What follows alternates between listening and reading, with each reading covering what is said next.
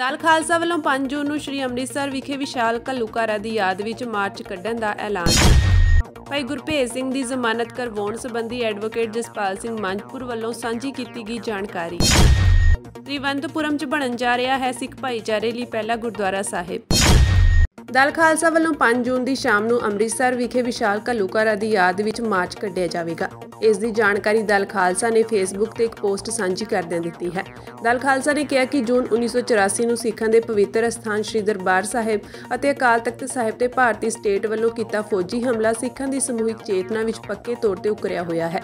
ਦਲ ਖਾਲਸਾ ਵੱਲੋਂ 5 ਜੂਨ ਦੀ ਸ਼ਾਮ ਨੂੰ ਸ੍ਰੀ ਅੰਮ੍ਰਿਤਸਰ ਵਿਖੇ ਵਿਸ਼ਾਲ ਘੱਲੂਘਾਰਾ ਯਾਦਗਾਰੀ ਮਾਰਚ ਹੋਵੇਗਾ।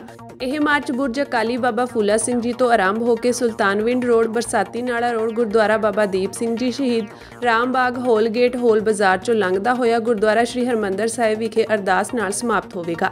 ਦਲ ਖਾਲਸਾ ਨੇ ਪੰਜਾਬ ਦੀਆਂ ਸਾਰੀਆਂ ਸਥਾਨਕ ਗੁਰਦੁਆਰਾ ਕਮੇਟੀਆਂ ਨੂੰ ਅਪੀਲ ਕੀਤੀ ਹੈ ਕਿ ਉਹ 6 ਜੂਨ ਨੂੰ ਅਰਦਾਸ ਸਮਾਗਮ ਕਰਵਾਉਣ ਅਤੇ ਸਿੱਖ ਧਾਰਮਿਕ ਅਸਥਾਨਾਂ ਉੱਤੇ ਭਾਰਤੀ ਫੌਜੀ ਹਮਲੇ ਦੇ ਵਿਰੋਧ ਵਿੱਚ ਨਿੰਦਾ ਮਤਾ ਪਾਸ ਕਰਨ। ਦਲ ਖਾਲਸਾ ਨੇ ਕਿਹਾ ਕਿ ਅਸੀਂ ਚਾਹੁੰਦੇ ਹਾਂ ਕਿ ਜ਼ਮੀਨੀ ਪੱਧਰ ਤੇ ਸਿੱਖ ਆਵਾਮ ਦੀ ਸ਼ਮੂਲੀਅਤ ਹੋਵੇ। ਸਾਨੂੰ ਸਾਰਿਆਂ ਨੂੰ ਇੱਕ ਕੌਮ ਹੋਣ ਦੀ ਹੈਸੀਅਤ ਵਿੱਚ ਹਰ ਪੱਧਰ ਤੇ ਆਪਣੇ ਸਾਂਝੇ ਦਰਦ ਦਾ ਪ੍ਰਗਟਾਵਾ ਕਰਨਾ ਚਾਹੀਦਾ ਹੈ। ਮਾਰਚ 2023 ਵਿੱਚ ਕਾਸੋ ਆਪਰੇਸ਼ਨ ਤਹਿਤ ਕੀਤੇ ਗਏ ਸਰਕਾਰੀ ਜਬਰ ਦੀ ਰਿਪੋਰਟ ਪੰਜਾਬ ਲਾਇਰਸ ਵੱਲੋਂ ਪਾਏ ਯੋਗਦਾਨ ਸਦਕਾ ਯੂਨਾਈਟਿਡ ਸਿੱਖਸ ਵੱਲੋਂ ਯੂਨਾਈਟਿਡ ਨੇਸ਼ਨ ਵਿੱਚ ਦਾਖਲ ਕੀਤੀ ਰਿਪੋਰਟ ਦਾ ਯੂਨਾਈਟਿਡ ਨੇਸ਼ਨਸ ਨੇ ਨੋਟਿਸ ਲੈ ਕੇ ਜਵਾਬ ਦਿੱਤਾ ਹੈ ਅਤੇ ਹੋਰ ਜਾਣਕਾਰੀਆਂ ਮੰਗੀਆਂ ਹਨ, ਜਿਸ ਸੰਬੰਧੀ ਯੂਨਾਈਟਿਡ ਸਿੱਖਸ ਦੇ ਅਹੁਦੇਦਾਰਾਂ ਤੇ ਕਾਨੂੰਨੀ ਨੁਮਾਇੰਦਿਆਂ ਨਾਲ ਮੀਟਿੰਗ ਕਰਕੇ ਜਾਣਕਾਰੀ ਮੁਹੱਈਆ ਕਰਵਾਉਣ ਤੇ ਐਡਵੋਕੇਟ ਜਸਪਾਲ ਸਿੰਘ ਮੰਝਪੁਰ ਨੇ ਭਾਈ ਗੁਰਭੇਜ ਸਿੰਘ ਦੀ ਜ਼ਮਾਨਤ ਕਰਵਾਉਣ ਸੰਬੰਧੀ ਜਾਣਕਾਰੀ ਸਾਂਝੀ ਕੀਤੀ ਹੈ। पिछले लगभग 1.5 दहाके तो जी पैरवाई की जा रही है। पिछले 18 मार्च 2023 ਨੂੰ जो वास पंजाब ਦੇ मुखी अमृतपाल ਸਿੰਘ ਤੇ ਉਹਨਾਂ ਦੇ ਸਾਥੀਆਂ ਦੀ ਆੜ ਦੇ ਵਿੱਚ ਸਮੁੱਚੇ ਪੰਜਾਬ ਦੇ ਵਿੱਚ ਨੌਜਵਾਨਾਂ ਦੇ ਨਾਲ ਧੱਕੇਸ਼ਾਹੀ ਤੇ ਥਾਣਿਆਂ 'ਚ ਬੁਲਾਉਣਾ 751 ਤੇ ਹੋਰ ਕਈ ਕੇਸ ਪਾਏ ਗਏ। ਉਹਦੇ ਸਬੰਧ ਦੇ ਵਿੱਚ दास ਵੱਲੋਂ ਇੱਕ ਡਿਟੇਲ ਰਿਪੋਰਟ ਨਾਲ ਲਿਸਟ ਸਾਰੀ ਜਿਹੜੀ ਆ ਸੋਸ਼ਲ ਮੀਡੀਆ ਤੇ ਪਾਈ ਗਈ ਸੀਗੀ। ਉਹ ਰਿਪੋਰਟ ਦੇ ਸਬੰਧ 'ਚ ਉਹ ਲਿਸਟ ਦੇ ਸਬੰਧ 'ਚ ਯੂਨਾਈਟਿਡ ਸਿੱਖਸ ਅਮਰੀਕਾ ਤੋਂ ਸਿੰਘ ਸੁਖਵਿੰਦਰ ਸਿੰਘ ਤੇ ਹੋਰ ਸਿੰਘਾਂ ਨੇ ਆਪਣੀ ਯੂਨਾਈਟਿਡ ਸਿੱਖ ਸੰਸਥਾ ਵੱਲੋਂ UN ਦੇ ਵਿੱਚ ਉਹ ਰਿਪੋਰਟ ਜਿਹੜੀ ਆ ਦਾਖਲ ਕੀਤੀ ਸੀ। ਆਪਣੀ ਰਿਪੋਰਟ ਬਣਾ ਕੇ ਵਿੱਚ ਮੇਰੀ ਅਰੈਸਟ ਦਾ ਵੀ ਵਿੱਚ ਜ਼ਿਕਰ ਕੀਤਾ ਸੀਗਾ ਤੇ UN ਵੱਲੋਂ ਇੱਕ ਰਿਸਪੌਂਡ ਜਿਹੜਾ ਉਹਨਾਂ ਦੇ ਵਕੀਲ ਹੈਨੌਕ ਯੂਨਾਈਟਿਡ ਸਿੱਖ ਸੰਸਥਾ ਦੇ ਉਹਨਾਂ ਨੂੰ ਰਿਸਪੌਂਡ ਆਇਆ ਸੀ, ਜਿਹਦੇ ਵਿੱਚ ਮੇਰੀ ਅਰੈਸਟ ਦੇ ਸੰਬੰਧ 'ਚ ਤੇ ਬਾਕੀ ਸਾਰੇ ਸਿੰਘਾਂ ਦੀ ਅਰੈਸਟ ਦੇ ਸੰਬੰਧ ਦੇ ਵਿੱਚ ਉਹਨਾਂ ਨੇ ਡਿਟੇਲਸ ਮੰਗੀਆਂ ਸੀਗੀਆਂ ਤੇ ਪਿਛਲੇ ਐਤਵਾਰ ਨੂੰ ਉਹਨਾਂ ਨੇ ਇਸ ਸੰਬੰਧ ਦੇ ਵਿੱਚ ਯੂਨਾਈਟਿਡ ਸਿੱਖਸ ਦੇ ਵਕੀਲ ਐਡਵੋਕੇਟ ਹੈਨੌਕਸ ਤੇ ਹੋਰ ਵੀਰਾਂ ਵੱਲੋਂ ਜਿਹੜੀ ਆ ਵੀਡੀਓ ਕਾਲ ਕੀਤੀ ਗਈ ਸੀ। ਉਸ ਸੰਬੰਧ 'ਚ ਉਹਨਾਂ ਨੂੰ ਸਾਰੀ ਡਿਟੇਲ ਜਿਹੜੀ ਆ ਉਹ ਦੇ ਦਿੱਤੀ ਗਈ ਸੀ। ਖਾਸ ਤੌਰ ਤੇ ਫਿਰ ਉਹਨਾਂ ਨੇ ਪੁੱਛਿਆ ਸੀ ਵੀ ਅਮਰਤਪਾਲ ਸਿੰਘ ਤੇ ਹੋਰ ਸਿੰਘ ਜਿਹੜੇ ਅਸਾਮ ਡਿਬੜੂਗੜ੍ਹ ਜੇਲ੍ਹ 'ਚ ਬੰਦ ਹੈ ਉਹਨਾਂ ਦੀ ਕੀ ਅਪਡੇਟਸ ਹੈਗੀ ਆ। ਤੇ ਮੈਂ ਉਹਨਾਂ ਨੂੰ ਦੱਸਿਆ ਸੀ ਵੀ ਮੈਂ ਸਿੱਧੇ ਰੂਪ ਦੇ ਵਿੱਚ ਉਹਨਾਂ ਦਾ ਕੋਈ ਲੀਗਲ ਰਿਪਰੈਜ਼ੈਂਟੇਸ਼ਨ ਮੈਂ ਜਾਂ ਮੇਰੀ ਸੰਸਥਾ ਪੰਜਾਬ ਲਾਇਰਸ ਵੱਲੋਂ ਨਹੀਂ ਕੀਤੀ ਜਾ ਰਹੀ। ਉਹਨਾਂ ਦੇ ਆਪਣੇ ਵਕੀਲ ਵਾਰਸ ਪੰਜਾਬ ਦੇ ਤੇ ਸ਼੍ਰੋਮਣੀ ਗੁਰਦੁਆਰਾ ਪ੍ਰਬੰਧਕ ਕਮੇਟੀ ਵੱਲੋਂ ਉਹਨਾਂ ਸਿੰਘਾਂ ਦੀ ਪੈਰਵਾਈ ਕੀਤੀ ਜਾ ਰਹੀ ਹੈ। ਤਾਂ ਉਸ ਸੰਬੰਧ 'ਚ ਮੌਕੇ ਤੇ ਹੀ ਸੀਨੀਅਰ ਐਡਵੋਕੇਟ ਸਰਦਾਰ ਪੂਰਨ ਸਿੰਘ ਹੁੰਦਲ ਦੇ ਨਾਲ ਸੰਪਰਕ ਕੀਤਾ। ਉਹਨਾਂ ਦੀ ਜੂਮ ਮੀਟਿੰਗ ਨਾਲ ਸੰਬੰਧ ਨਹੀਂ ਹੋ ਸਕੀ। ਸਰਦਾਰ ਭਗਵਾਨ ਸਿੰਘ ਸਿਆਲਕਾ ਐਡਵੋਕੇਟ ਉਹ ਵੀ ਕਿਤੇ ਬਿਜੀ ਸਨ, ਉਹਨਾਂ ਨੇ ਫੋਨ ਪਿਕ ਨਹੀਂ ਕੀਤਾ ਤੇ ਸਾਡੇ ਵੱਡੇ ਵੀਰ ਹਰਪਾਲ ਸਿੰਘ ਖਾਰਾ ਦੇ ਸਪੁੱਤਰ ਅਮਾਨ ਸਿੰਘ ਖਾਰਾ ਐਡਵੋਕੇਟ ਜੋ ਕਿ ਵਾਸ ਪੰਜਾਬ ਦੀ ਲੀਗਲ ਸੈੱਲ ਦੇ ਮੁਖੀ ਨੇ, ਉਹਨਾਂ ਨਾਲ ਫਿਰ ਸੰਪਰਕ ਬਣਿਆ ਤੇ ਯੂਨਾਈਟਿਡ ਸਿੱਖਸ ਦੇ ਜਿਹੜੇ ਅਹੁਦੇਦਾਰ ਸਨ ਤੇ ਉਹਨਾਂ ਦੇ ਲੀਗਲ ਕਾਉਂਸਲ ਜਿਹੜੇ ਐਡਵੋਕੇਟ ਹੈਨੌਕ ਸੀ ਉਹਨਾਂ ਦੀ ਫਿਰ ਮੈਂ ਅਮਾਨ ਸਿੰਘ ਖਾਰਾ ਉਹਨਾਂ ਨਾਲ ਜੂਮ ਮੀਟਿੰਗ ਜਿਹੜੀ ਕਰਵਾ ਦਿੱਤੀ ਸੀ। ਅਮਾਨ ਸਿੰਘ ਖਾਰਾ ਨੇ ਉਹਨਾਂ ਨੂੰ ਸਾਰੀ ਜਿਹੜੀ ਪੈਰਵਾਈ ਕੀਤੀ ਜਾ ਰਹੀ ਆ ਅਸਾਮ ਦੇ ਸਿੰਘਾਂ ਦੇ ਸੰਬੰਧ 'ਚ ਉਹ ਦੱਸ ਦਿੱਤਾ ਸੀ ਵੀ ਕਿਵੇਂ ਉਹ ਮਿਲ ਕੇ ਆਏ ਨੇ ਤੇ ਉਹ ਉੱਥੇ ਠੀਕ ਨੇ, ਉਹਨਾਂ ਨੂੰ ਸਹੀ ਵਾਤਾਵਰਨ ਹੈ, ਉੱਥੇ ਉਹਨਾਂ ਨੂੰ ਕੋਈ ਹਾਰਮ ਨਹੀਂ ਕੀਤਾ ਗਿਆ। ਹਾਂ, ਇੱਕ ਮੈਂਟਲੀ ਜਿਹੜੀ ਆ ਉਹ ਟੌਰਚਰ ਦੇ ਵਿੱਚ ਅੰਡਰ ਪ੍ਰੈਸ਼ਰ ਤਾਂ ਹੈਗੀ ਆ, ਬਾਕੀ ਫਿਜ਼ੀਕਲ ਉਹਨਾਂ ਨੂੰ ਕੋਈ ਹਾਰਮ ਨਹੀਂ। ਉਹਨਾਂ ਉੱਥੇ ਜੇਲ੍ਹ ਦੇ ਵਿੱਚ ਬਾਕੀ ਸਾਰੀਆਂ ਜਿਹੜੀਆਂ ਸੁੱਖ ਸੁਵਿਧਾ ਉਹਨਾਂ ਨੇ ਇੱਕ ਡਿਟੈਨੀ ਨੂੰ ਮਿਲ ਰਹੀਆਂ ਸਨ। ਸੋ ਇਸ ਸੰਬੰਧ 'ਚ ਉਹ ਡਿਟੇਲ ਰਿਪੋਰਟ ਯੂਨਾਈਟਿਡ ਸਿੱਖਸ ਵੱਲੋਂ ਜੋ UN ਦਾ ਰਿਸਪੌਂਡ ਆਇਆ ਸੀ ਉਹਦੇ ਸੰਬੰਧ 'ਚ ਦੇਣਾ ਚਾਹੁੰਦੇ ਸੀ। ਸੋ ਮੇਰਾ ਇਹ ਫਰਜ਼ ਬਣਦਾ ਸੀ ਕਿ ਮੈਂ ਮਾਨ ਸਿੰਘ ਖਾਰਾ ਹੁਣਾਂ ਨਾਲ ਉਹਦਾ ਲਿੰਕ ਕਰਵਾ ਦਿੱਤਾ। ਮਾਨ ਸਿੰਘ ਖਾਰਾ ਨੇ ਬਹੁਤ ਡਿਟੇਲ ਦੇ ਵਿੱਚ ਯੂਨਾਈਟਿਡ ਸਿੱਖਸ ਵਾਲੇ ਵੀਰਾਂ ਨੂੰ ਜਿਹੜੀ ਆ ਉਹ ਡਿਟੇਲ ਦੱਸ ਦਿੱਤੀ ਤੇ ਉਹਨਾਂ ਦੇ ਨਾਲ ਉਹ ਸਾਰਾ ਜਿਹੜਾ ਅੱਗੇ ਤੋਂ ਸੰਪਰਕ ਰੱਖਣਗੇ। ਮੈਂ ਆਪਣੇ ਕੇਸ ਦੇ ਸੰਬੰਧ ਜੋ ਉਹਨਾਂ ਨੇ ਡਿਟੇਲਸ ਮੰਗੀਆਂ ਸੀ, ਸਵਾਲਾਂ ਦੇ ਜਵਾਬ ਉਹ ਦੇ ਚੁੱਕਿਆ ਹੈਗਾ ਤੇ ਇਸ ਸੰਬੰਧ ਚ ਆਉਂਦੇ ਸਮੇਂ ਦੇ ਵਿੱਚ ਵਾਸ਼ਿੰਗਟਨ DC ਦੇ ਵਿੱਚ ਵੀ ਕੋਈ ਫਿਜ਼ੀਕਲ ਜਾਂ ਆਨਲਾਈਨ ਜਿਹੜੀ ਕੋਈ ਯੂਨਾਈਟਿਡ ਨੇਸ਼ਨ ਦੇ ਨਾਲ ਕੋਈ ਮੀਟਿੰਗ ਜਾਂ ਉਹਨਾਂ ਦੀ ਟਾਕ ਹੋਊਗੀ, ਉਹਦੇ ਚ ਮਾਨ ਸਿੰਘ ਖਾਰਾ ਤੇ ਮੈਂ ਸ਼ਾਮਲ ਹੋਣ ਦਾ ਜਿਹੜਾ ਯਤਨ ਕਰਾਂਗੇ। ਸੋ ਇਹਦੇ ਨਾਲ ਹੀ ਗਰਾਊਂਡ ਦੇ ਉੱਤੇ ਜਿਹੜੀ ਪੰਜਾਬ ਦੇ ਵਿੱਚ ਕੇਸ ਦਰਜ ਕੀਤੇ, ਭਾਵੇਂ ਪਹਿਲਾਂ 751 ਦੇ ਸੰਬੰਧ ਚ ਬਹੁਤ ਸਾਰੇ ਵਕੀਲਾਂ ਨੇ ਅੱਡ ਜਗ੍ਹਾ ਤੇ ਕੀਤਾ, ਹੁਣ ਸਾਡੇ ਵੱਲੋਂ 3 ਕੇਸਾਂ ਦੀ ਜਿਹੜੀ ਆ 3 ਵਿਅਕਤੀਆਂ ਦੇ ਸੰਬੰਧ ਚ ਜਿਹੜੀ ਪੈਰਵਾਈ ਕੀਤੀ। ਪਹਿਲੀ ਜਿਹੜੀ ਆ ਪਿਛਲੇ ਦਿਨੀ ਕੱਲ ਭਾਈ ਗੁਰਭੇਜ ਸਿੰਘ ਸਪੁੱਤਰ ਸਰਦਾਰ ਬਲਵੀਰ ਸਿੰਘ ਪਿੰਡ ਗੁੰਦਾਰਾ ਜ਼ਿਲ੍ਹਾ ਫਰੀਦਕੋਟ ਸਾਹਿਬ ਦੀ ਜੋ ਇੱਕ FIR 23/23 ਸੀ ਮਲੌਦ ਥਾਣੇ 'ਚ, ਜਿਹਦੇ ਸੰਬੰਧ 'ਚ ਬੜੀ ਚਰਚਾ ਹੋਈ ਸੀ।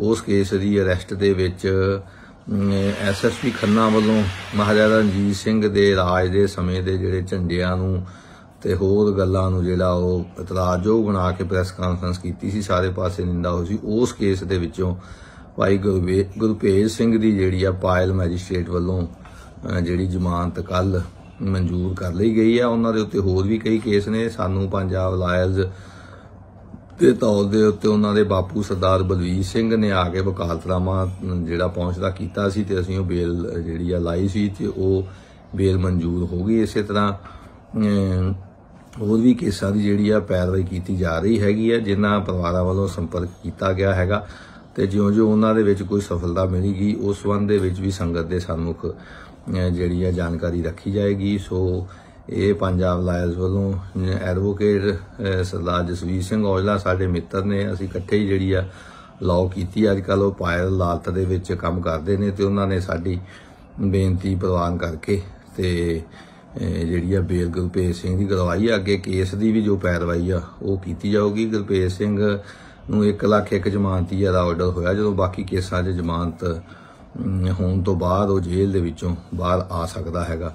ਸੋ ਵਿਸ਼ੇਸ਼ ਤੌਰ ਦੇ ਉੱਤੇ ਸਾਰੇ ਕੇਸਾਂ ਦੇ ਉੱਤੇ ਯੂਨਾਈਟਿਡ ਸਿੱਖਸ ਸੰਸਥਾ ਦੇ ਤੇ ਵਾਇਸ ਆਫ ਫਰੀडम ਦੇ ਰਾਹੀਂ ਯੂਨਾਈਟਿਡ ਨੇਸ਼ਨ ਦੇ ਵਿੱਚ ਦਾਖਲ ਕੀਤੀ ਰਿਪੋਰਟ ਦੇ ਸੰਬੰਧ 'ਚ ਇਹ ਜਾਣਕਾਰੀ ਦੇਣੀ ਸੀ ਵੀ ਉਹਦੇ ਸੰਬੰਧ 'ਚ ਜਿੰਨਾ ਫਰਜ਼ ਮੇਰਾ ਬਣਦਾ ਸੀ ਇਨੀਸ਼ੀਅਲ ਤੌਰ ਦੇ ਉੱਤੇ ਉਹ ਸਾਰੀ ਜਾਣਕਾਰੀ ਜਿਹੜੀ ਆ ਉਹਨਾਂ ਨੂੰ ਦਿੱਤੀ ਗਈ, ਜਿਹਦੇ ਆਧਾਰ ਦੇ ਉੱਤੇ ਯੂਨਾਈਟਿਡ ਨੇਸ਼ਨ ਵੱਲੋਂ ਯੂਨਾਈਟਿਡ ਸਿੱਖਸ ਨੂੰ ਜਿਹੜਾ ਰਿਸਪੌਂਡ ਕੀਤਾ ਗਿਆ। ਤੇ ਕਿਉਂਕਿ ਕੇਸਾਂ ਦੀ ਪੈਰਵਾਈ ਜਿਹੜੀ ਆ ਵੱਖਰੇ ਤੌਰ ਦੇ ਉੱਤੇ ਵਾਰਸ ਪੰਜਾਬ ਦੀ ਜਥੇਬੰਦੀ ਵੱਲੋਂ ਕੀਤੀ ਜਾ ਰਹੀ, ਉਹਨਾਂ ਦੇ ਵਕੀਲ ਹੈਗੇ ਆ ਇਮਾਨ ਸਿੰਘ, ਸੋ ਉਹਨਾਂ ਦੇ ਨਾਲ ਕਨੈਕਟ ਕਰਾ ਦਿੱਤਾ ਹੈਗਾ। ਹੁਣ ਇਮਾਨ ਸਿੰਘ ਖਾਰਾ ਇਸ ਕੇਸ ਨੂੰ ਯੂਨਾਈਟਿਡ ਸਿੱਖਸ ਤੇ ਵਾਇਸ ਆਫ ਫਰੀडम ਦੇ ਰਾਹੀਂ ਯੂਨਾਈਟਿਡ ਨੇਸ਼ਨ ਤੱਕ ਉਹਨਾਂ ਨਾਲ ਸਹਿਯੋਗ ਕਰਨਗੇ। ਸਾਨੂੰ ਸਹਿਯੋਗ ਕਰਨ ਵਾਲੀਆਂ ਸੰਗਤਾਂ ਦਾ, ਵੀਰਾਂ ਦਾ, ਅਰਦਾਸ ਕਰਨ ਵਾਲਿਆਂ ਦਾ ਬਹੁਤ ਬਹੁਤ ਧੰਨਵਾਦ। ਵਾਹਿਗੁਰੂ ਜੀ ਕਾ ਖਾਲਸਾ, ਵਾਹਿਗੁਰੂ ਜੀ ਕੀ ਫਤਿਹ। ਸਿੱਖ ਧਰਮ ਦੇ ਪਵਿੱਤਰ ਗ੍ਰੰਥ ਗੁਰੂ ਗ੍ਰੰਥ ਸਾਹਿਬ ਜੀ ਦੇ ਸ਼ਬਦ ਕੀਰਤਨ ਅਤੇ ਅਰਦਾਸਾਂ ਜਲਦੀ ਹੀ ਤਿਰੂਵਨੰਤਪੁਰਮ ਵਿੱਚ ਵੀ ਸੁਣੀਆਂ ਜਾਣਗੀਆਂ। ਸਿੱਖ ਭਾਈਚਾਰੇ ਲਈ ਖੁਸ਼ੀ ਦੀ ਗੱਲ ਹੈ ਕਿ ਗੁਰੂ ਨਾਨਕ ਦਰਬਾਰ ਸੁਸਾਇਟੀ ਦੀ ਸਰਪ੍ਰਸਤੀ ਹੇਠ ਸ਼ਹਿਰ ਦਾ ਸਿੱਖ ਭਾਈਚਾਰਾ 2 ਮਹੀਨਿਆਂ ਦੇ ਅੰਦਰ ਸੂਬੇ ਦੀ ਰਾਜਧਾਨੀ ਵਿੱਚ ਪਹਿਲੇ ਗੁਰਦੁਆਰਾ ਸਾਹਿਬ ਦੀ ਉਸਾਰੀ ਸ਼ੁਰੂ ਕਰਨ ਜਾ ਰਿਹਾ ਹੈ। ਕਰਮਾਣਾ ਦੇ ਸਾਸਰੀ ਨਗਰ ਸੂਬੇ 'ਚ ਬਣਨ ਜਾ ਰਹੇ ਇਸ ਗੁਰਦੁਆਰਾ ਸਾਹਿਬ ਦੇ ਬਣਨ ਦੀ ਸ਼ਹਿਰ ਦੇ 20 ਸਿੱਖ ਪਰਿਵਾਰ ਉਡੀਕ ਕਰ ਰਹੇ ਸਨ। ਕੇਰਲ ਸਰਕਾਰ ਨੇ ਗੁਰਦੁਆਰਾ ਸਾਹਿਬ ਲਈ ਐਸੋਸੀਏਸ਼ਨ ਨੂੰ 25 ਸੈਂਟ ਜ਼ਮੀਨ ਲੀਜ਼ ਤੇ ਦਿੱਤੀ ਹੈ। ਸੁਸਾਇਟੀ ਦੇ ਨੁਮਾਇੰਦੇ ਨੇ ਕਿਹਾ ਕਿ ਇਸ ਗੁਰੂ ਘਰ ਦੇ ਦਰਵਾਜ਼ੇ ਸਾਰਿਆਂ ਲਈ ਖੁੱਲੇ ਰਹਿਣਗੇ ਕਿਉਂਕਿ ਇਹ ਧਾਰਮਿਕ ਸਦਭਾਵਨਾ ਲਈ ਜਗ੍ਹਾ ਹੋਵੇਗੀ। ਅਸੀਂ ਇਹ ਜ਼ਮੀਨ ਗੁਰਦੁਆਰਾ ਸਾਹਿਬ ਲਈ ਦੇਣ ਦੇ ਲਈ ਮੁੱਖ ਮੰਤਰੀ ਪੀਨਾਰਾਈ ਵਿਜਯਨ ਦੇ ਧੰਨਵਾਦੀ ਹਾਂ। ਸਾਡੇ ਭਾਈਚਾਰੇ ਦੇ ਮੈਂਬਰਾਂ ਨੂੰ ਤਿਰੂਵਨੰਤਪੁਰਮ ਵਿੱਚ ਵਸੇ 25 ਸਾਲ ਹੋ ਗਏ ਹਨ ਅਤੇ ਅਸੀਂ ਹਮੇਸ਼ਾ ਇੱਕ ਗੁਰਦੁਆਰਾ ਬਣਾਉਣਾ ਚਾਹੁੰਦੇ ਸੀ ਜਿੱਥੇ ਅਸੀਂ ਸਿੱਖ ਧਰਮ ਦਾ ਅਭਿਆਸ, ਪ੍ਰਚਾਰ ਅਤੇ ਪ੍ਰਸਾਰ ਕਰ ਸਕੀਏ। ਉਹਨਾਂ ਕਿਹਾ ਕਿ ਸਿੱਖਾਂ ਨੂੰ ਮੱਥਾ ਟੇਕਣ ਲਈ ਅਰੁਣਾਕੁਲਮ ਜਾਂ ਹੋਰ ਰਾਜਾਂ ਦੀ ਯਾਤਰਾ ਕਰਨੀ ਪੈਂਦੀ ਹੈ, ਜੋ ਕਿ ਬਜ਼ੁਰਗਾਂ ਲਈ ਵੱਡੀ ਮੁਸ਼ਕਲ ਸਾਬਤ ਹੋ ਰਿਹਾ ਸੀ। ਉਹਨਾਂ ਅੱਗੇ ਕਿਹਾ ਕਿ ਭਾਵੇਂ ਭਾਈਚਾਰਾ ਖੁਸ਼ ਹੈ ਪਰ ਇਸ ਸੁਪਨੇ ਨੂੰ ਸਾਕਾਰ ਕਰਨ ਲਈ ਵਿੱਤੀ ਸਹਾਇਤਾ ਦੀ ਲੋੜ ਪਵੇਗੀ। ਸ਼ੁਭਚਿੰਤਕਾਂ ਤੇ ਹੋਰ ਫੰਡਿੰਗ ਸਰੋਤਾਂ ਨੂੰ ਅਪੀਲ ਕਰਦਿਆਂ ਅਮਰਜੀਤ ਸਿੰਘ ਨੇ ਕਿਹਾ ਕਿ ਕੌਮੀ ਘੱਟ ਗਿਣਤੀ ਕਮਿਸ਼ਨ ਦੇ ਚੇਅਰਮੈਨ ਇਕਬਾਲ ਸਿੰਘ ਲਾਲਪੁਰਾ ਨੇ ਕੇਂਦਰੀ ਫੰਡਾਂ ਦੀ ਮੰਗ ਕਰਕੇ ਸਾਡਾ ਸਮਰਥਨ ਕਰਨ ਦੀ ਸਹਿਮਤੀ ਜਤਾਈ ਹੈ। ਕੇਰਲ ਦੇ ਰਾਜਪਾਲ ਆਰਿਫ ਮੁਹੰਮਦ ਖਾਨ ਰਾਜ ਸਰਕਾਰ ਨੂੰ ਇਸ ਦਾ ਸਮਰਥਨ ਕਰਨ ਦੀ ਕੋਸ਼ਿਸ਼ ਕਰਨਗੇ, ਪਰ ਅਸੀਂ ਰਾਜ ਦੇ ਲੋਕਾਂ ਨੂੰ ਇਸ ਪ੍ਰੋਜੈਕਟ ਦਾ ਸਮਰਥਨ ਕਰਨ ਦੀ ਬੇਨਤੀ ਕਰਦੇ ਹਾਂ ਕਿਉਂਕਿ ਇਸ ਗੁਰਦੁਆਰਾ ਸਾਹਿਬ ਵਿੱਚ ਲੰਗਰ ਅਤੇ ਸਿੱਖ ਇਤਿਹਾਸ ਦੇ ਪ੍ਰਸਾਰ ਲਈ ਲਾਇਬ੍ਰੇਰੀ ਵੀ ਬਣਾਈ ਜਾਵੇਗੀ। 16,000 ਵਰਗ ਫੁੱਟ ਦੇ ਢਾਂਚੇ ਤੇ 3 ਕਰੋੜ ਰੁਪਏ ਦੀ ਲਾਗਤ ਆਉਣ ਦੀ ਉਮੀਦ ਹੈ। ਜ਼ਮੀਨ ਨੂੰ ਪੱਧਰ ਕਰਨ ਦੀ ਲੋੜ ਹੈ ਤੇ ਇਸ ਵਿੱਚ ਵਾਧੂ ਖਰਚੇ ਸ਼ਾਮਿਲ ਹੋਣਗੇ। ਉਹਨਾਂ ਅੱਗੇ ਕਿਹਾ ਕਿ ਇਹ ਇੱਥੋਂ ਦੇ ਸਿੱਖਾਂ ਦੀ ਅਗਲੀ ਪੀੜ੍ਹੀਆਂ ਨੂੰ ਉਹਨਾਂ ਦੇ ਧਰਮ ਦੀ ਪਾਲਣਾ ਕਰਨ ਅਤੇ ਭਵਿੱਖ ਲਈ ਧਾਰਮਿਕ ਸਦਭਾਵਨਾ ਨੂੰ ਯਕੀਨੀ ਬਣਾਉਣ ਲਈ ਜਗ੍ਹਾ ਪ੍ਰਦਾਨ ਕਰਨ ਦੀ ਇੱਕ ਨਿੱਕੀ ਜਿਹੀ ਕੋਸ਼ਿਸ਼ ਹੈ, ਜਿਸ ਵਿੱਚ ਸਾਨੂੰ ਸਿੱਖ ਸੰਗਤਾਂ ਦੇ ਸਹਿਯੋਗ ਦੀ ਲੋੜ ਹੈ। ਤੜਕਾਲਸ ਪੁਲਿਸ ਸਟੇਸ਼ਨ ਅਧੀਨ ਪੈਂਦੇ ਭਰਬਾਨੀ ਜ਼ਿਲ੍ਹੇ ਦੇ ਪੂਰਨਾ ਤਾਲੁਕਾ ਨਗਰ ਦੇ ਈਦਗਾਹ ਜੰਕਸ਼ਨ ਕੋਲ ਆਪਣਾ ਸੂਰ ਫੜ ਰਹੇ ਸਿਗਲੀਗਰ ਸਿੱਖ ਬੱਚਿਆਂ ਉੱਪਰ ਮੁਸਲਮਾਨਾਂ ਵੱਲੋਂ ਲੋਹੇ ਦੇ ਰਾੜਾਂ ਨਾਲ ਹਮਲਾ ਕਰ ਦਿੱਤਾ ਗਿਆ, ਜਿਸ ਵਿੱਚ ਇੱਕ ਬੱਚੇ ਦੀ ਮੌਤ ਹੋ ਗਈ ਤੇ 2 ਗੰਭੀਰ ਜ਼ਖਮੀ ਹੋਏ ਹਨ। ਪੁਲਿਸ ਨੇ ਧਾਰਾ 302 ਤੇ 307 ਦੇ ਅਧੀਨ ਮਾਮਲਾ ਦਰਜ ਕੀਤਾ ਹੈ, ਪਰ ਅਜੇ ਤੱਕ ਕਿਸੇ ਦੀ ਵੀ ਗ੍ਰਿਫਤਾਰੀ ਨਹੀਂ ਹੋਈ ਹੈ। ਪੀੜਤ ਨੌਜਵਾਨ ਸਖਲਾ ਪਲਾਟ ਪਿੰਡ ਦੇ ਵਸਨੀਕ ਹਨ। ਦਿੱਲੀ ਹਾਈ ਕੋਰਟ ਨੇ ਮੰਗਲਵਾਰ ਨੂੰ ਕਥਿਤ ਸ਼ਰਾਬ ਘੁਟਾਲੇ ਨਾਲ ਜੁੜੇ ਇੱਕ ਮਾਮਲੇ ਵਿੱਚ ਦਿੱਲੀ ਦੇ ਸਾਬਕਾ ਉਪ ਮੁੱਖ ਮੰਤਰੀ ਮਨੀਸ਼ ਸਿਸੋਦੀਆ ਦੀ ਜ਼ਮਾਨਤ ਪਟੀਸ਼ਨ ਖਾਰਜ ਕਰ ਦਿੱਤੀ ਹੈ। ਦਰਅਸਲ ਆਬਕਾਰੀ ਘੁਟਾਲੇ ਦੇ ਮਾਮਲੇ 'ਚ ਦੋਸ਼ੀ ਦਿੱਲੀ ਦੇ ਸਾਬਕਾ ਉਪ ਮੁੱਖ ਮੰਤਰੀ ਮਨੀਸ਼ ਸਿਸੋਦੀਆ ਦੀ ਜ਼ਮਾਨਤ ਤੇ ਮੰਗਲਵਾਰ ਨੂੰ ਹਾਈ ਕੋਰਟ 'ਚ ਸੁਣਵਾਈ ਹੋਈ। ਦਿੱਲੀ ਹਾਈ ਕੋਰਟ ਨੇ ਇਸ ਮਾਮਲੇ ਵਿੱਚ ਮਨੀਸ਼ ਸਿਸੋਦੀਆ ਦੀ ਜ਼ਮਾਨਤ ਪਟੀਸ਼ਨ ਰੱਦ ਕਰ ਦਿੱਤੀ ਹੈ।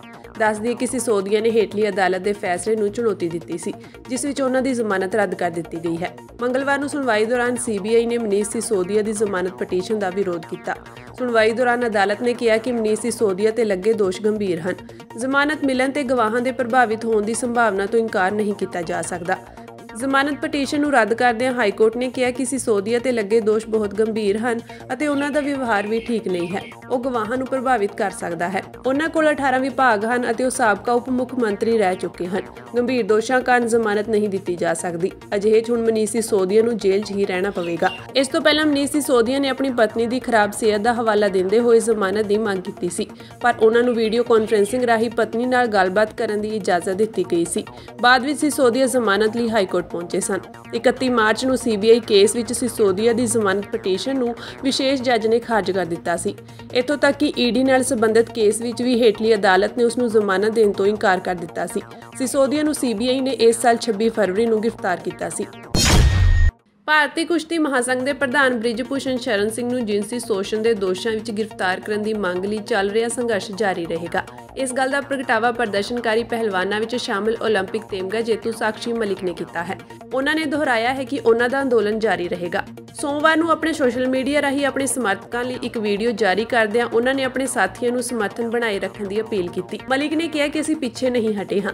ਇੱਕ ਵੀਡੀਓ ਸਾਂਝੀ ਕਰਦਿਆਂ ਪਹਿਲਵਾਨ ਸਾਕਸ਼ੀ ਮਲਿਕ ਨੇ ਕਿਹਾ ਕਿ ਅਸੀਂ ਸ਼ਾਂਤੀਪੂਰਵਕ ਮਾਰਚ ਕਰ ਰਹੇ ਸੀ ਅਤੇ ਪੁਲਿਸ ਨੇ ਸਾਨੂੰ ਹਿਰਾਸਤ ਵਿੱਚ ਲਿਆ, ਗ੍ਰਿਫਤਾਰ ਕੀਤਾ ਤੇ ਸਾਡੇ ਖਿਲਾਫ FIR ਦਰਜ ਕੀਤੀ, ਜਦਕਿ ਅਸੀਂ ਕਿਸੇ ਵੀ ਜਨਤਕ ਜਾਇਦਾਦ ਜਾਂ ਕਿਸੇ ਨੂੰ ਨੁਕਸਾਨ ਨਹੀਂ ਪਹੁੰਚਾਇਆ।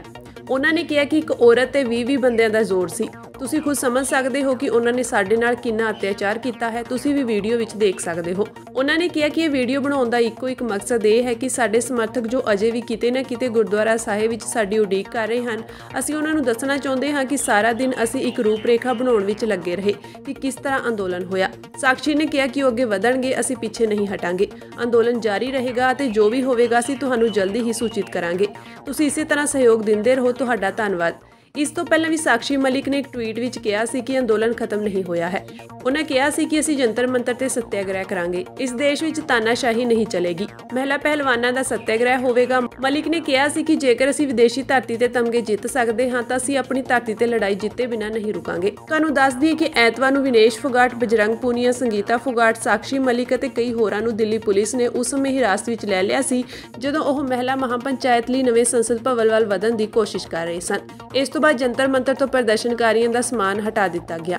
ਜ਼ਿਕਰਯੋਗ ਹੈ ਕਿ 23 ਅਪ੍ਰੈਲ ਨੂੰ ਚੋਟੀ ਦੇ ਪਹਿਲਵਾਨਾਂ ਨੇ ਬ੍ਰਿਜ ਭੂਸ਼ਣ ਸ਼ਰਨ ਸਿੰਘ ਦੀ ਗ੍ਰਿਫਤਾਰੀ ਦੀ ਮੰਗ ਨੂੰ ਲੈ ਕੇ ਆਪਣਾ ਅੰਦੋਲਨ ਮੁੜ ਸ਼ੁਰੂ ਕਰ ਦਿੱਤਾ ਸੀ। ਬ੍ਰਿਜ ਭੂਸ਼ਣ ਤੇ ਇੱਕ ਨਾਬਾਲਗ ਸਮੇਤ ਕਈ ਮਹਿਲਾ ਪਹਿਲਵਾਨਾਂ ਦੇ ਕਥਿਤ ਜਿਨਸੀ ਸ਼ੋਸ਼ਣ ਦਾ ਦੋਸ਼ ਹੈ। ਦਿੱਲੀ ਪੁਲਿਸ ਨੇ ਉਸ ਦੇ ਖਿਲਾਫ 2 FIR ਦਰਜ ਕੀਤੀਆਂ ਹਨ। ਪ੍ਰਸਿੱਧ ਨੌਜਵਾਨ ਗਾਇਕ ਸਿੱਧੂ ਮੂਸੇਵਾਲਾ ਨੂੰ ਜਹਾਨੋਂ ਰੁਖਸਤ ਹੋਇਆਂ ਅੱਜ 1 ਸਾਲ ਹੋ ਗਿਆ ਹੈ। ਆਪਣੇ ਪਿਆਰੇ ਗਾਇਕ ਦੀ ਯਾਦ ਨੂੰ ਤਾਜ਼ਾ ਰੱਖਣ ਦੇ ਲਈ ਮਾਨਸਾ ਵਿਖੇ ਇੱਕ ਕੈਂਡਲ ਮਾਰਚ ਦਾ ਆਯੋਜਨ ਕੀਤਾ ਗਿਆ। ਸ਼ਹਿਰ ਦੇ 12 ਹਟਾ ਚੌਂਕ ਤੋਂ ਸ਼ੁਰੂ ਹੋ ਕੇ ਕੈਂਡਲ ਮਾਰਚ ਠੀਕਰੀਵਾਲਾ ਚੌਂਕ ਬੱਸ ਅੱਡੇ ਆ ਕੇ ਸਮਾਪਤ ਹੋਇਆ। ਇਸ ਸ਼ਾਂਤਮਈ ਢੰਗ ਨਾਲ ਕੱਢੇ ਗਏ ਕੈਂਡਲ ਮਾਰਚ ਵਿੱਚ ਕਾਫੀ ਸੰਖਿਆ ਵਿੱਚ ਲੋਕ ਸ਼ਾਮਿਲ ਹੋਏ। ਇਕੱਠੇ ਹੋਏ ਸਿੱਧੂ ਦੇ ਪ੍ਰਸ਼ੰਸਕਾਂ ਨੂੰ ਸੰਬੋਧਨ ਕਰਦੇ ਹੋਏ ਸਿੱਧੂ ਦੇ ਮਾਤਾ ਚਰਨ ਕੌਰ ਨੇ ਆਪਣੇ ਸੰਬੋਧਨ ਵਿੱਚ ਸਰਕਾਰਾਂ ਦੇ ਵਤੀਰੇ ਪ੍ਰਤੀ ਨਿਰਾਸ਼ਾ ਜ਼ਾਹਰ ਕੀਤੀ ਹੈ, ਪਰ ਲੋਕਾਂ ਦਾ ਧੰਨਵਾਦ ਕੀਤਾ ਹੈ ਕਿ ਉਹ ਉਹਨਾਂ ਦੇ ਨਾਲ ਖੜੇ ਹਨ। ਇਸ ਤੋਂ ਇਲਾਵਾ ਸਿੱਧੂ ਨੂੰ ਗੈਂਗਸਟਰ ਕਹਿਣ ਵਾਲਿਆਂ ਨੂੰ ਵੀ ਸਿੱਧੂ ਦੇ ਤਾਇਆ ਚਮਕੌਰ ਸਿੰਘ ਨੇ ਚੁਣੌਤੀ ਦਿੱਤੀ ਹੈ ਕਿ ਉਹ ਆਪਣੀ ਗੱਲ ਸਾਬਤ ਕਰਕੇ ਦਿਖਾਉਣ। ਫਤਿਹ ਸਾਂਝੀ ਕਰੀਏ। ਵਾਹਿਗੁਰੂ ਜੀ ਕਾ ਖਾਲਸਾ, ਵਾਹਿਗੁਰੂ ਜੀ ਕੀ ਫਤਿਹ। ਅੱਜ ਪੰਜਾਬ ਦੇ ਉਸ ਬੱਚੇ ਨੂੰ पंजाब के आलवड़ दे उस बच्चे नूं गए साल हो गया। इन्नी दिनी पिछले साल मैं एक खुशहाल बाग दी मालन सा। एक बूटा लाया असी दोनों जियां ने, जेड़ा 28 साल 11 महीने 18 दिन असी उन्हों संभाल के रखिया। पर अज दे दिन पापी आए, वो मेरा बाग उजाड़ के चले गए, साडी दुनिया उजाड़ गए। ये शब्द बोलदे हौल पै रहे ने, पर मेरे पुत दी कीती कमाई बेख हौसले विच हाँ, डोल नहीं रही, डोलना भी नहीं, क्योंकि जिस पुत दी मैं मां हाँ वो कदे झुकिया नहीं सी। वो अणख नाल जिंदगी जी के गया। मैनू मेरे लहू ते माण है जिसने इन्ने पुत मेरी झोली पाई। इस उत्ते ये उस पुत उत्ते माण है जो आखदा सी टुट जूगा झुकदा नहीं मणका जो धौण दा। उन्हें किसी अगे आपदी धौण नहीं चुकाई।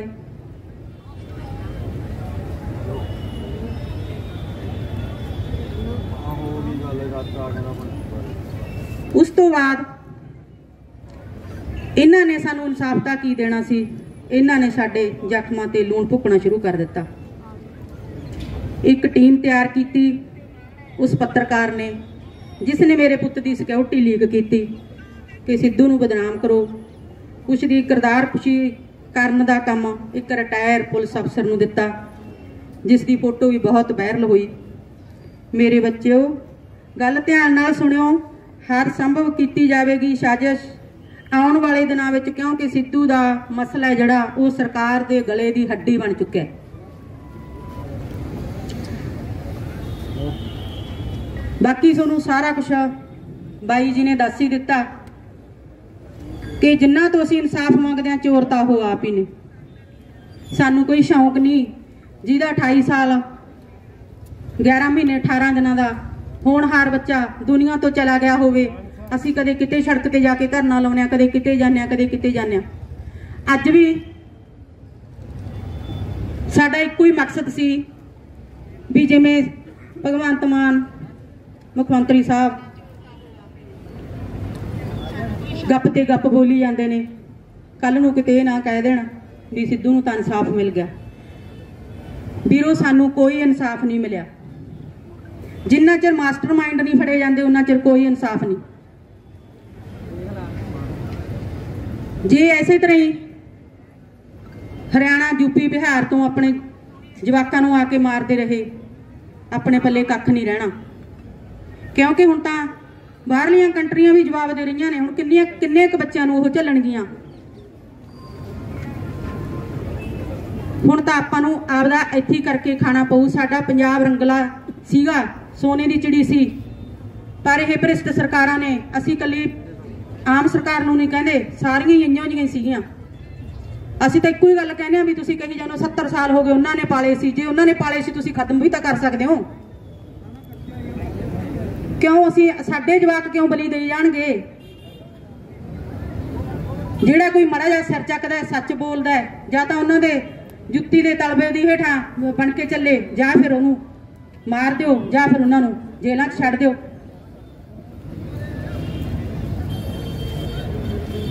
मेरी तुहाडे अगे यही बेनती है, सिर्फ तो सिर्फ सानू सहारा हैगा तां सोडा सहारा। मेरी एक आवाज़ ते तुसीं इन्ना प्यार जताउने हो, ये भी सिद्धू दे प्यार करके है। उन्हें आही कमाई करके गया। पैसा तो दुनिया कमा लेंदी है, पैसा कोई कमाई नहीं हुंदा।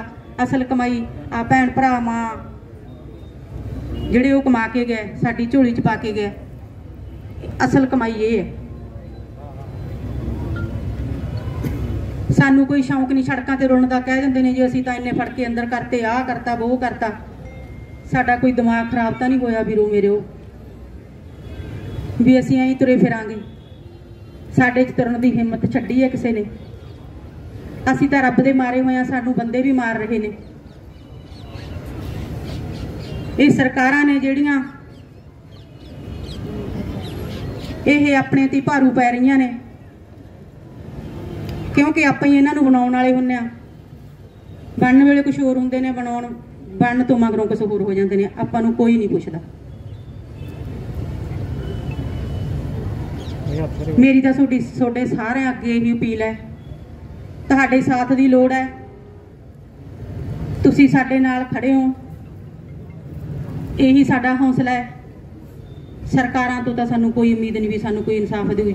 ਜਾਓ, ਅਕਾਲ ਪੁਰਖ ਵਾਹਿਗੁਰੂ ਦੀ ਲਾਠੀ ਬੜੀ ਲੰਬੀ ਹੈ।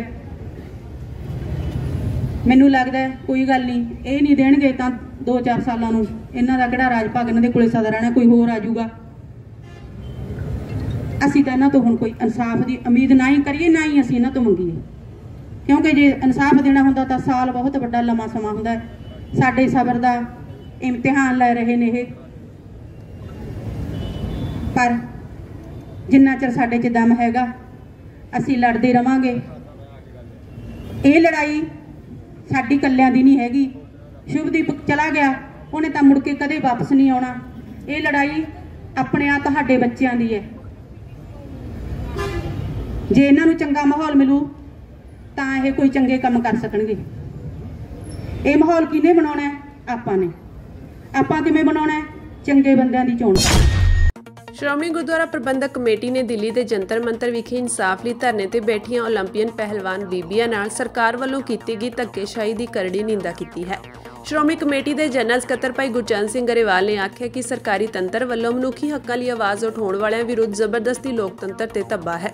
ਉਨ੍ਹਾਂ ਕਿਹਾ ਕਿ ਇੱਕ ਪਾਸੇ ਦੇਸ਼ ਲਈ ਨਵੀਂ ਬਣੀ ਸੰਸਦ ਦਾ ਉਦਘਾਟਨ ਹੋ ਰਿਹਾ ਸੀ ਤੇ ਦੂਜੇ ਪਾਸੇ ਦੇਸ਼ ਦਾ ਨਾਮ ਰੋਸ਼ਨ ਕਰਨ ਵਾਲੀਆਂ ਮਹਿਲਾ ਪਹਿਲਵਾਨਾਂ ਤੇ ਤਸ਼ੱਦਦ ਕੀਤਾ ਜਾ ਰਿਹਾ ਸੀ, ਜਿਸ ਨੇ ਪੂਰੇ ਦੇਸ਼ ਨੂੰ ਸ਼ਰਮਸਾਰ ਕੀਤਾ ਹੈ। ਭਾਈ ਗਰੇਵਾਲ ਨੇ ਕਿਹਾ ਕਿ ਸ਼੍ਰੋਮਣੀ ਕਮੇਟੀ ਦੇ ਪ੍ਰਧਾਨ ਐਡਵੋਕੇਟ ਹਰਜਿੰਦਰ ਸਿੰਘ ਧਾਮੀ ਦੇ ਨਿਰਦੇਸ਼ਾਂ ਅਨੁਸਾਰ ਸ਼੍ਰੋਮਣੀ ਕਮੇਟੀ ਦੇ ਇੱਕ ਵਫਦ ਨੇ ਜੰਤਰ ਮੰਤਰ ਵਿਖੇ ਇਨ੍ਹਾਂ ਪਹਿਲਵਾਨਾਂ ਵੱਲੋਂ ਇਨਸਾਫ ਲਈ ਲਾਏ ਧਰਨੇ ਵਿੱਚ ਸਮਰਥਨ ਲਈ ਸ਼ਾਮਿਲ ਹੋਣਾ ਸੀ, ਪਰੰਤੂ ਸਰਕਾਰ ਵੱਲੋਂ ਬੀਤੇ ਕੱਲ ਜਬਰੀ ਧਰਨਾ ਚੁਕਵਾਉਣ ਕਾਰਨ ਇਹ ਪ੍ਰੋਗਰਾਮ ਫਿਲਹਾਲ ਮੁਲਤਵੀ ਕਰ ਦਿੱਤਾ ਗਿਆ ਹੈ। ਉਨ੍ਹਾਂ ਕਿਹਾ ਕਿ ਸ਼੍ਰੋਮਣੀ ਕਮੇਟੀ ਆਪਣੇ ਹੱਕਾਂ ਲਈ ਲੜਾਈ ਲੜ ਰਹੀਆਂ ਇਨ੍ਹਾਂ ਮਹਿਲਾ ਪਹਿਲਵਾਨਾਂ ਦੇ ਨਾਲ ਡਟ ਕੇ ਖੜੀ ਹੈ ਅਤੇ ਅੱਗੋਂ ਜੋ ਵੀ ਪ੍ਰੋਗਰਾਮ ਬਣੇਗਾ ਇਹਨਾਂ ਨੂੰ ਪੂਰਨ ਸਹਿਯੋਗ ਦਿੱਤਾ ਜਾਵੇਗਾ।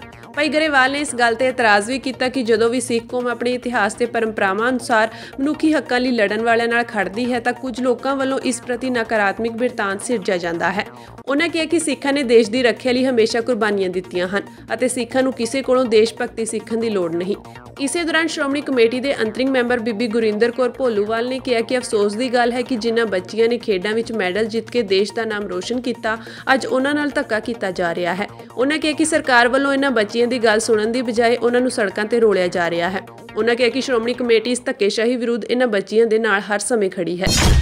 ਅਸੀਂ ਬੇਟੀ ਬਚਾਓ ਤੇ ਬੇਟੀ ਪੜ੍ਹਾਓ ਦੀ ਗੱਲ ਕਰਦੇ ਹਾਂ ਤੇ ਦੂਜੇ ਪਾਸੇ ਇੱਕ ਬੜੀ ਵੱਡੀ ਹਿੰਦੂ ਰਹੁ ਰੀਤੀ ਦੇ ਮੁਤਾਬਕ ਦੇਸ਼ ਦੀ ਸੰਸਦ ਦਾ ਜਿਹੜਾ ਉਦਘਾਟਨ ਕੀਤਾ ਗਿਆ।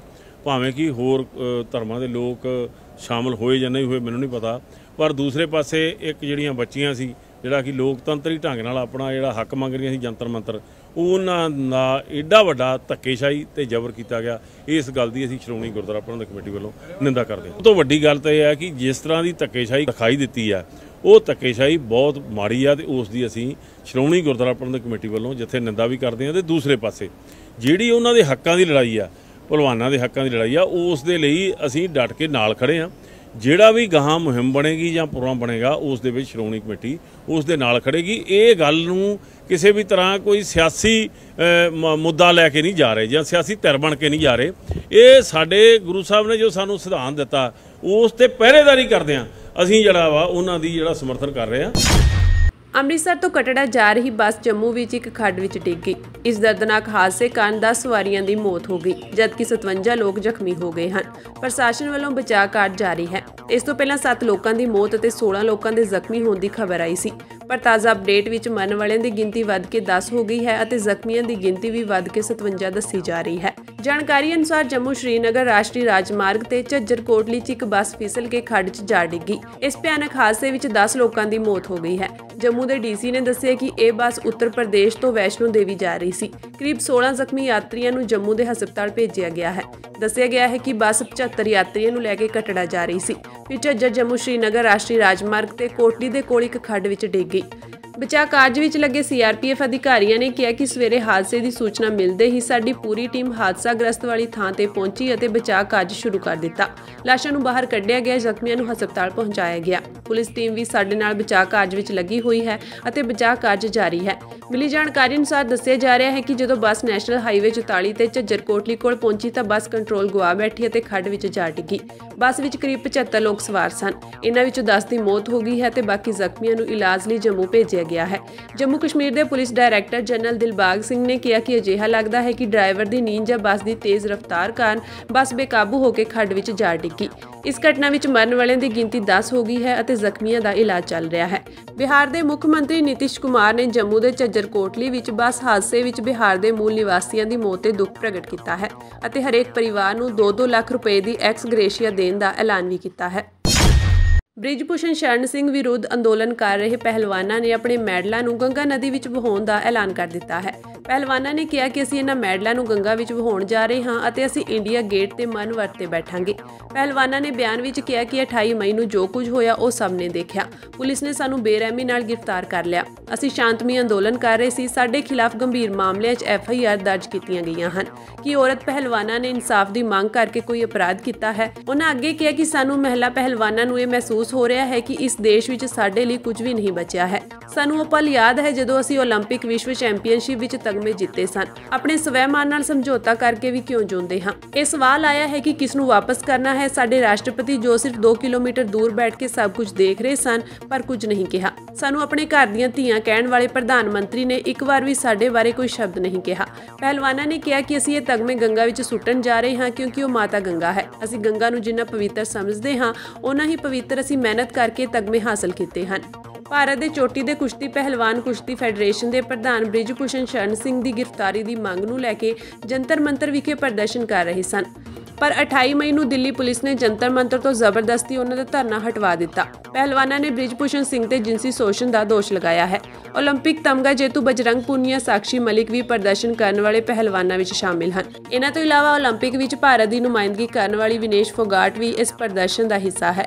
ਦੇਸ਼ ਦੀ ਨਵੀਂ ਸੰਸਦ ਭਵਨ ਦਾ ਉਦਘਾਟਨ 28 ਮਈ ਨੂੰ ਹੋਇਆ ਸੀ। ਬਜਰੰਗ ਪੁਨੀਆ, ਸਾਕਸ਼ੀ ਮਲਿਕ ਅਤੇ ਵਿਨੇਸ਼ ਫੋਗਾਟ ਇਸ ਦਿਨ ਨਵੀਂ ਸੰਸਦ ਵੱਲ ਮਾਰਚ ਕਰਨਾ ਚਾਹੁੰਦੇ ਹਨ। ਬਜਰੰਗ ਪੁਨੀਆ, ਸਾਕਸ਼ੀ ਮਲਿਕ ਅਤੇ ਵਿਨੇਸ਼ ਫੋਗਾਟ ਇਸ ਦਿਨ ਨਵੀਂ ਸੰਸਦ ਵੱਲ ਮਾਰਚ ਕਰਨਾ ਚਾਹੁੰਦੇ ਸਨ। ਕਿਸਾਨ ਆਗੂ ਵੀ ਉਹਨਾਂ ਦਾ ਸਾਥ ਦੇ ਰਹੇ ਸਨ ਪਰ ਪੁਲਿਸ ਨੇ ਉਹਨਾਂ ਨੂੰ ਮਾਰਚ ਕਰਨ ਤੋਂ ਰੋਕ ਦਿੱਤਾ ਅਤੇ ਹਿਰਾਸਤ ਵਿੱਚ ਲੈ ਲਿਆ। ਇਸ ਤੋਂ ਇਲਾਵਾ ਜੰਤਰ ਮੰਤਰ ਤੇ ਲੱਗੇ ਉਹਨਾਂ ਦੇ ਟੈਂਟ ਵੀ ਜ਼ਬਰਦਸਤੀ ਉਤਾਰ ਦਿੱਤੇ ਗਏ।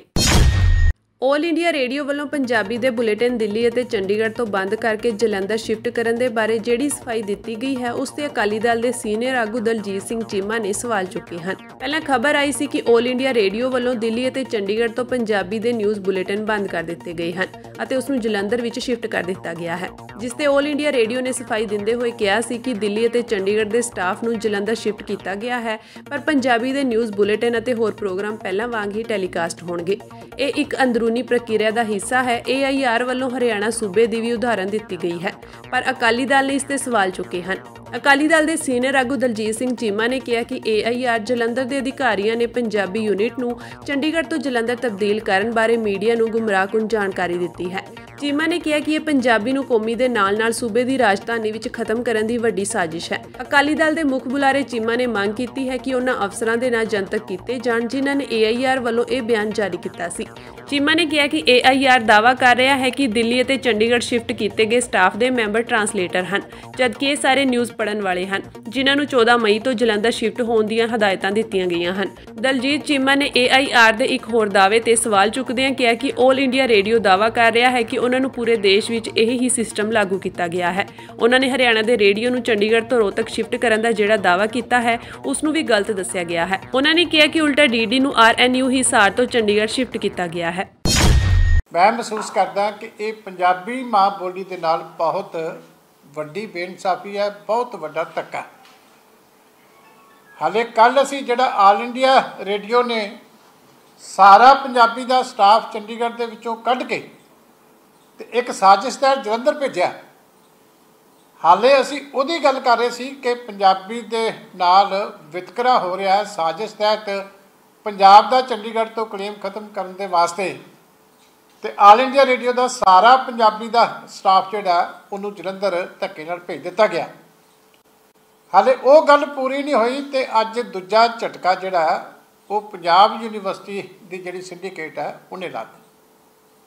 ਪਹਿਲਾਂ ਤਾਂ ਮੈਂ ਸਾਰੀ ਸਿੰਡੀਕੇਟ ਦੇ ਸਤਿਕਾਰਯੋਗ ਮੈਂਬਰਾਂ ਨੂੰ ਵੀ ਪੁੱਛਣਾ ਚਾਹੁੰਦਾ ਤੇ ਵਾਈਸ ਚਾਂਸਲਰ ਨੂੰ ਵੀ ਪੁੱਛਣਾ ਚਾਹੁੰਦਾ ਕਿ ਜੇ ਪੰਜਾਬ ਦੀ ਧਰਤੀ ਤੇ ਪੰਜਾਬ ਦੇ ਪਿੰਡ ਉਜਾੜ ਕੇ ਜਿਸ ਜਗ੍ਹਾ ਦੇ ਉੱਤੇ ਪੰਜਾਬ ਯੂਨੀਵਰਸਿਟੀ ਬਣੀ ਆ, ਜਿਹਦੇ ਨਾਲ 200 ਕਾਲਜ ਪੰਜਾਬ ਦਾ, ਜੇ ਇਹ ਯੂਨੀਵਰਸਿਟੀ ਜਿਹੜੀ ਹੈ ਕਾਲਜ ਦੇ ਵਿੱਚ ਪੰਜਾਬੀ ਨਹੀਂ ਪੜ੍ਹਾਏਗੀ ਤੇ ਫਿਰ ਪੰਜਾਬ ਦੇ ਬੱਚੇ ਪੰਜਾਬੀ ਪੜ੍ਹਨ ਵਾਸਤੇ ਦੂਜੇ ਦੇਸ਼ਾਂ ਜਾਇਆ ਕਰਨਗੇ। ਬੜੀ ਹੈਰਾਨੀ ਦੀ ਗੱਲ। ਤੁਸੀਂ ਉਸ ਧਰਤੀ ਨੂੰ ਹੀ ਭੁੱਲ ਗਏ ਜਿਸ ਧਰਤੀ ਦੇ ਉੱਤੇ ਯੂਨੀਵਰਸਿਟੀ ਦੀ ਸਥਾਪਨਾ ਹੋਈ ਹੈ। ਤੁਹਾਡਾ ਮਕਸਦ ਸਥਾਪਨਾ ਦਾ ਸੀ ਪੰਜਾਬ ਦੀ ਬੋਲੀ ਨੂੰ, ਸਾਡੀ ਮਾਂ ਬੋਲੀ ਨੂੰ, ਸਾਡੇ ਕਲਚਰ ਨੂੰ, ਸਾਡੇ ਇਤਿਹਾਸ ਨੂੰ ਦੁਨੀਆ ਤੱਕ ਪਹੁੰਚਾਉਣਾ। ਤੇ ਅਸੀਂ ਐਡੀ ਵੱਡੀ ਈਰਖਾ ਆਪਣੀ ਪੰਜਾਬੀ ਮਾਂ ਬੋਲੀ ਦੇ ਨਾਲ ਕਰਨ ਲੱਗੇ। ਇਹੋ ਜਿਹੇ ਫੈਸਲੇ ਅਸੀਂ ਕੁਰਸੀਆਂ 'ਤੇ ਬੈਠ ਕੇ ਲੈਣ ਲੱਗੇ ਕਿ ਪੰਜਾਬੀ ਨੂੰ ਅਸੀਂ ਆਪਣੇ ਕਾਲਜਾਂ ਦੇ ਵਿੱਚੋਂ ਹਮੇਸ਼ਾ ਵਾਸਤੇ ਖਤਮ ਕਰਨਾ, ਜਿਹੜਾ ਉਹ ਸ਼ੁਰੂ ਕੰਮ ਕਰ ਦਿੱਤਾ। ਜਦੋਂ ਪੰਜਾਬੀ ਸੂਬੇ ਦਾ ਜਿਹੜਾ ਪੁਨਰਗਠਨ ਹੋਇਆ ਸੀ ਸੂਬਿਆਂ ਦਾ, ਉਸ ਵੇਲੇ ਹਿਮਾਚਲ ਦੇ ਕਾਲਜ ਵੀ ਇਹਦੇ ਨਾਲ ਜੁੜੇ ਸੀ, ਹਰਿਆਣੇ ਦੇ ਕਾਲਜ ਵੀ ਇਹਦੇ ਨਾਲ ਜੁੜੇ ਸੀ। ਤਿੰਨਾਂ ਸਟੇਟਾਂ ਦਾ ਫੈਸਲਾ ਹੋਇਆ ਸੀ ਕਿ ਤਿੰਨੇ ਆਪਣੇ ਪੈਸੇ ਜਿਹੜੇ ਆ ਇਸ ਯੂਨੀਵਰਸਿਟੀ ਨੂੰ ਦਿਆ ਕਰਨਗੇ। ਹਰਿਆਣੇ ਨੇ ਵੀ ਆਪਣੇ ਕਾਲਜ ਇਹਦੇ ਨਾਲ ਲਾ ਲਏ, ਹਿਮਾਚਲ ਨੇ ਵੀ ਆਪਣੇ ਕਾਲਜ ਲਾ ਕੇ ਤੇ ਸ਼ਿਮਲਾ ਦੇ ਵਿੱਚ ਆਪਣੀ ਯੂਨੀਵਰਸਿਟੀ ਬਣਾ ਲਈ। ਪੈਸੇ ਵੀ ਦੋਨੋਂ ਸਟੇਟਾਂ ਨੇ ਦੇਣੇ ਬੰਦ ਕਰ ਦਿੱਤੇ। ਪਰ ਪੰਜਾਬ ਸਰਕਾਰ ਆ ਜਿਹੜੀ ਅੱਜ ਤੱਕ ਵੀ ਗ੍ਰਾਂਟ ਜਿਹੜੀ ਹੈ ਉਹ ਪੰਜਾਬ ਯੂਨੀਵਰਸਿਟੀ ਨੂੰ ਦਿੰਦੀ ਹੈ, ਕਿਉਂਕਿ ਇਹਦਾ ਨਾਮ ਪੰਜਾਬ ਯੂਨੀਵਰਸਿਟੀ ਹੈ। ਬੜੀ ਹੈਰਾਨੀ ਦੀ ਗੱਲ ਹੈ। ਜਾਂ ਕੇਂਦਰ ਸਰਕਾਰ ਗ੍ਰਾਂਟ ਦਿੰਦੀ ਹੈ ਜਾਂ ਪੰਜਾਬ ਸਰਕਾਰ ਦਿੰਦੀ ਹੈ। ਤੁਸੀਂ ਸਾਰਾ ਕੁਝ ਹੀ ਭੁੱਲ ਕੇ ਤੇ ਸਾਡੀ ਮਾਂ ਬੋਲੀ ਦੇ ਪਿੱਛੇ ਜਿਹੜਾ ਹੱਥ ਧੋ ਕੇ ਪੈ ਗਏ। ਇਸ ਕਰਕੇ ਮੈਂ ਵਾਈਸ ਚਾਂਸਲਰ ਨੂੰ ਵੀ ਤੇ ਸਾਰੇ ਜਿਹੜਾ ਉਹਦੀ ਸਿੰਡੀਕੇਟ ਦੇ ਮੈਂਬਰ ਸਾਹਿਬਾਨ ਉਹਨਾਂ ਨੂੰ ਬੇਨਤੀ ਕਰਦਾ ਕਿ ਇਮੀਡੀਏਟ ਮੀਟਿੰਗ ਕਰਕੇ ਇਸ ਫੈਸਲੇ ਨੂੰ ਰਿਵਰਸ ਕਰੋ। ਮੈਂ ਕਲੀਅਰ ਕੱਟ ਚੇਤਾਵਨੀ ਦਿੰਦਾ ਕਿ ਕਦੀ ਵੀ ਪੰਜਾਬ ਦੀ ਜਨਤਾ ਇਹ ਤੁਹਾਡਾ ਪੰਜਾਬੀ ਵਿਰੋਧੀ ਫੈਸਲਾ ਸਵੀਕਾਰ ਨਹੀਂ ਕਰੇਗੀ। ਇਸ ਤੋਂ ਪਹਿਲਾਂ ਕਿ ਜਨਤਾ ਉੱਠੇ, ਤੁਹਾਨੂੰ ਮੈਂ ਕਹਿਣਾ ਚਾਹੁੰਦਾ ਕਿ ਇਹ ਹੁਣ ਸਾਰਾ ਪਾਣੀ ਜਿਹੜਾ ਸਿਰਾਂ ਤੋਂ ਲੰਘ ਚੁੱਕਿਆ। ਇੱਕ ਤੋਂ ਬਾਅਦ ਇੱਕ ਜਿਹੜੇ ਪੰਜਾਬ ਵਿਰੋਧੀ ਫੈਸਲੇ ਹੋਏ ਆ, ਇਹਨਾਂ ਨੂੰ ਹੁਣ ਬਰਦਾਸ਼ਤ ਨਹੀਂ ਕੀਤਾ ਜਾ ਸਕਦਾ। ਇਸ ਕਰਕੇ ਆਪਣੇ ਆਪ ਆਪਣੀ ਜ਼ਮੀਰ ਦੀ ਆਵਾਜ਼ ਸੁਣੋ। ਔਰ ਮੈਂ ਸਾਰੇ ਇਹਨਾਂ ਕਾਲਜਾਂ ਦੇ ਨਾਲ ਜਿਹੜਾ ਸਟਾਫ ਜੁੜਿਆ ਹੋਇਆ, ਜਿਹੜੇ ਸਟੂਡੈਂਟ ਜੁੜੇ ਹੋਏ ਆ, ਔਰ ਪੰਜਾਬ ਯੂਨੀਵਰਸਿਟੀ ਦੇ ਸਟਾਫ ਨੂੰ ਵੀ ਬੇਨਤੀ ਕਰਦਾ ਕਿ ਇਹ ਜਿਹੜਾ ਇੱਕ ਤਾਨਾਸ਼ਾਹੀ ਫੈਸਲਾ ਇਹਦੇ ਸਿੰਡੀਕੇਟ ਨੇ ਕੀਤਾ, ਇਹਦੇ ਵਾਸਤੇ ਤੁਹਾਨੂੰ ਵੀ ਮਜਬੂਰ ਕਰਨਾ ਚਾਹੀਦਾ ਸਿੰਡੀਕੇਟ ਨੂੰ ਕਿ ਆਪਣਾ ਫੈਸਲਾ ਜਿਹੜਾ ਉਹ ਵਾਪਸ ਲਵੇ। ਔਰ ਸ਼੍ਰੋਮਣੀ ਅਕਾਲੀ ਦਲ ਇਸ ਫੈਸਲੇ ਦੇ ਨਾਲ ਬਿਲਕੁਲ ਸਹਿਮਤ ਨਹੀਂ। ਅਸੀਂ ਇਹਨੂੰ ਕੰਡੈਮ ਕਰਦੇ ਹਾਂ। ਇਹਨੂੰ ਵਾਪਸ ਕਰਾਉਣ ਵਾਸਤੇ ਜੋ ਵੀ ਕੋਈ ਸਾਨੂੰ ਕਰਨਾ ਪਿਆ, ਹਰ ਹੀਲੇ ਅਸੀਂ ਕਰਾਂਗੇ। ਪਰ ਅਸੀਂ ਰਿਕੁਐਸਟ ਕਰਦੇ ਹਾਂ ਕਿ ਯੂਨੀਵਰਸਿਟੀ ਨੂੰ ਆਪਣੀ ਜ਼ਿੰਮੇਵਾਰੀ ਸਮਝਣੀ ਚਾਹੀਦੀ ਆ। ਜਿਨ੍ਹਾਂ ਲੋਕਾਂ ਨੇ ਵੀ ਇਹ ਫੈਸਲਾ ਕੀਤਾ, ਮੈਂ ਤਾਂ ਕਹਿੰਦਾ ਉਹਨਾਂ ਨੂੰ ਸਿੰਡੀਕੇਟ 'ਚ ਬਣੇ ਰਹਿਣ ਦਾ ਹੱਕ ਨਹੀਂ। ਜੇ ਤੁਸੀਂ ਮਾਂ ਬੋਲੀ ਨੂੰ ਵੀ ਵਿੱਚ ਬੈਠ ਕੇ ਸਿੰਡੀਕੇਟ ਦੇ ਆਪਣੇ ਨਹੀਂ ਪਹੁੰਚਾ ਸਕਦੇ ਤੇ ਤੁਹਾਨੂੰ ਇਸ ਯੂਨੀਵਰਸਿਟੀ ਦੇ ਸਿੰਡੀਕੇਟ ਦੇ ਵਿੱਚ ਬਣੇ ਰਹਿਣ ਦਾ ਵੀ ਕੋਈ ਹੱਕ ਨਹੀਂ। ਇਸ ਕਰਕੇ ਜਨਤਾ ਇਹਦਾ ਵਿਰੋਧ ਕਰੇਗੀ। ਇਹ ਮੈਂ ਕਲੀਅਰ ਕੱਟ ਕਹਿਣਾ। ਪਾਰਟੀ ਵੀ ਸਾਡੀ ਡਟ ਕੇ ਦਾ ਵਿਰੋਧ ਕਰੇਗੀ। ਪਰ ਚੰਗਾ ਹੋਏਗਾ ਕਿ ਜੇ ਆਪਣੇ ਆਪ ਯੂਨੀਵਰਸਿਟੀ ਜਿਹੜੀ ਹੈ ਇਹ ਫੈਸਲੇ ਬਦਲੇ, ਕਿਉਂਕਿ ਲਗਾਤਾਰ ਚੰਡੀਗੜ੍ਹ ਦੇ ਵਿੱਚ ਪੰਜਾਬੀ ਜਿਹੜੀ ਮਾਂ ਬੋਲੀ ਇਹਨਾਂ ਧੱਕਾ ਕੀਤਾ ਜਾ ਰਿਹਾ। ਜਿਹੜੀ ਸਾਡੀ 60-40 ਦੀ ਰੇਸ਼ੋ ਸੀ ਉਹ ਖਰਾਬ ਕਰ ਦਿੱਤੀ। ਜੇ JBT ਟੀਚਰ ਭਰਤੀ ਕਰਨੇ ਸੀ ਤੇ ਪੰਜਾਬੀ ਦੀ ਸ਼ਰਤ ਇੱਥੇ ਖਤਮ ਕਰਤੀ 2018 ਦੇ ਵਿੱਚ। ਉਦੋਂ ਅਸੀਂ ਰੌਲਾ ਪਾਇਆ ਤੇ ਫਿਰ ਦੁਬਾਰਾ ਪੰਜਾਬੀ ਦੀ ਸ਼ਰਤ ਇੱਥੇ ਲਾਗੂ ਕਰਾਈ। ਅੱਜ ਚੰਡੀਗੜ੍ਹ 'ਚ ਦੇਖ ਲਓ ਕਿ ਪੰਜਾਬੀ ਕਿਤੇ ਲੱਭਣ ਨੂੰ ਨਹੀਂ ਮਿਲਦੀ। ਭਾਸ਼ਾ ਉਹਨਾਂ ਨੇ ਆਪਣੀ ਜਿਹੜੀ ਹੈ ਸਰਕਾਰੀ ਉਹ ਅੰਗਰੇਜ਼ੀ ਨੂੰ ਬਣਾ ਲਿਆ। ਇਸ ਕਰਕੇ ਇਹ ਧੱਕੇ ਇੱਕ ਤੋਂ ਬਾਅਦ ਲਗਾਤਾਰ ਇੰਨੇ ਹੋ ਗਏ। ਕਦੀ ਆਲ ਇੰਡੀਆ ਰੇਡੀਓ ਦਾ ਸ਼ਿਫਟ ਕਰ ਦਿਓ, ਕਦੀ ਦੂਜਾ ਕਰ ਦਿਓ। ਮੈਂ ਕੇਂਦਰ ਸਰਕਾਰ ਨੂੰ ਵੀ ਕਹਿਣਾ ਚਾਹੁੰਦਾ, UT ਐਡਮਿਨਿਸਟ੍ਰੇਸ਼ਨ ਨੂੰ ਵੀ ਕਹਿਣਾ ਚਾਹੁੰਦਾ ਕਿ ਇਹਨਾਂ ਚੀਜ਼ਾਂ ਦੇ ਉੱਤੇ ਤੁਰੰਤ ਰੋਕ ਲੈਣੀ ਚਾਹੀਦੀ ਆ, ਕਿਉਂਕਿ ਇਹਦੇ ਨਾਲ ਲੋਕਾਂ ਦੀਆਂ ਭਾਵਨਾਵਾਂ ਵੀ ਹਟ